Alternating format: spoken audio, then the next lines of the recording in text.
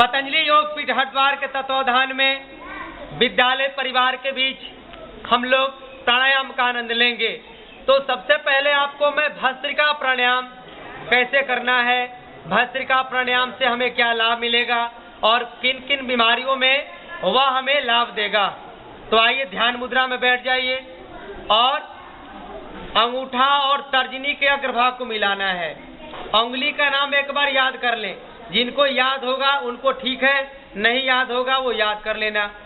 ये पकड़ लो बाएं से दाहिने अंगूठे को, ये अंगूठा, बोलिए अंगूठा, जोर से बोलिए, तर्जनी, मध्यमा, अनामिका, कनिष्ठा, पकड़ के बोलो ना, पूछेंगे अभी। अंगूठा, तर्जनी, मध्यमा, अनामिका, कनिष्ठा, याद हो गया? बोलिए ये क्या है, ये क्या है, ये क्या है, ये क्या है, ये क्या है? बहुत अच्छा। आप केवल 2 बार सुन करके याद कर लिए। ये क्यों हो गया? इसलिए हुआ कि आप एकाग्र होकर के, ध्यान मग्न होकर के हमारे बातों को सुन रहे थे। यही बात है ना? यदि आप अपने क्लासरूम में एकाग्र होकर के गुरुजनों का यदि शब्द सुनेंगे, जो पढ़ा रहे हैं वो जब सुनेंगे तो आपको याद होगा कि नहीं होगा? आपको स्कूल में ही याद हो जाएगा, तो अलग से ट्यूशन पढ़ने की आवश्यकता नहीं रहेगी। ट्यूशन पढ़ने से भी मन एकाग्र नहीं हो तो आप याद नहीं कर सकते हैं। तो आइए पहला जो मैं अभ्यास कराऊंगा उसका नाम है भस्त्रिका। कौन सा प्राणायाम? भस्त्रिका। इधर कर रही है। इसकी विधि को हम बताते हैं कैसे करना है। विधि को याद कर लेना है और प्रैक्टिस आपको घर में करना है। तो सीधा बैठिए आप लोग। हाँ, ये हुआ बैठने का तरीका, झुक करके नहीं बैठना है कभी।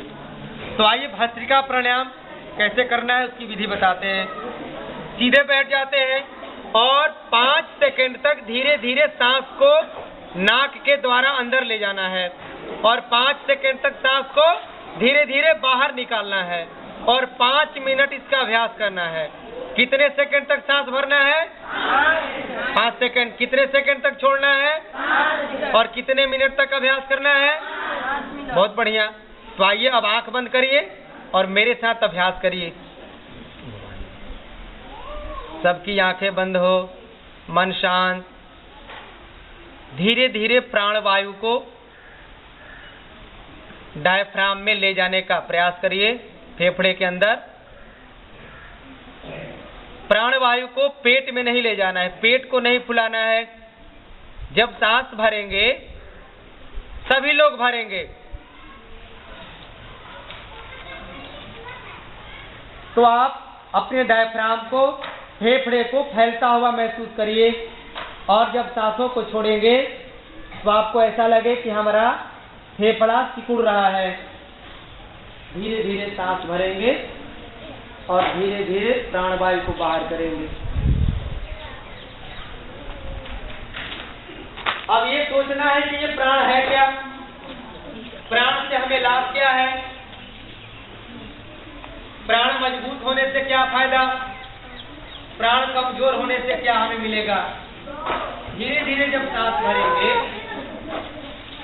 तो यह प्राणवायु हमारे फेफड़े में प्रवेश करता है, हृदय में प्रवेश करता है और 1 मिनट में शरीर का पूरा ब्लड शुद्ध होने के लिए हृदय में, फेफड़े में जाता है और जब आप सांस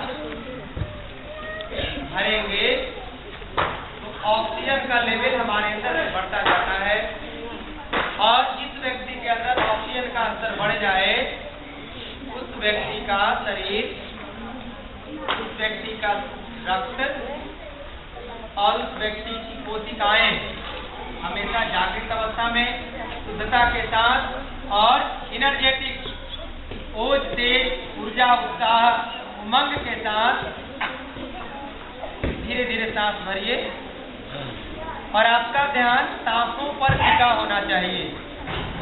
ना अभी स्कूल पर ध्यान, ना पुस्तकों पर ध्यान, ना घर पे ध्यान, ना खिचड़ी पर ध्यान। धीरे धीरे सांस भरिए और धीरे धीरे सांस छोड़िए और आप महसूस करिए कि मैं पहले से ज्यादा सांस अंदर ले जा रहा हूं। सांस लेने में कोई कंजूसी नहीं, सांस भरने में कोई कोताही नहीं। जब हम ये प्राण को अंदर और बाहर करते हैं तो प्राण हमारा मजबूत होता है और शरीर 72,72,10,210 नस नाड़ियों से बना है। वो नाड़ी परिशुद्ध शुद्ध हो जाते हैं। धीरे धीरे भरते रहिए और जब नियमित 5 मिनट का अभ्यास रोज करेंगे तो 5 दिन के बाद आपको यह महसूस होगा कि मैं पहले से ज्यादा सांस भर रहा हूं, मैं आलस्य से दूर हो रहा हूं, मेरे अंदर स्फूर्ति, ताजगी। और ये अभ्यास करेंगे तो गले की बीमारी, सांस की बीमारी, हृदय की बीमारी, दमा की बीमारी, टीबी की बीमारी, साइनस की बीमारी, जिनको बार बार सर्दी हो जाती है, सर्दी ठीक हो जाएगा। और नियमित अभ्यास करेंगे तो ना कभी लकवा लगेगा, ना कभी हार्ट अटैक होगा और ना कभी ब्रेन हेमरेज होगा। सांस को भरते रहिए, छोड़ते रहिए। आप जब इसका प्रैक्टिस करेंगे, अभ्यास करेंगे, तभी इसके फायदे को आप महसूस कर पाएंगे। अब धीरे धीरे आंखों को खोलिए और इस अभ्यास को विराम करते हैं।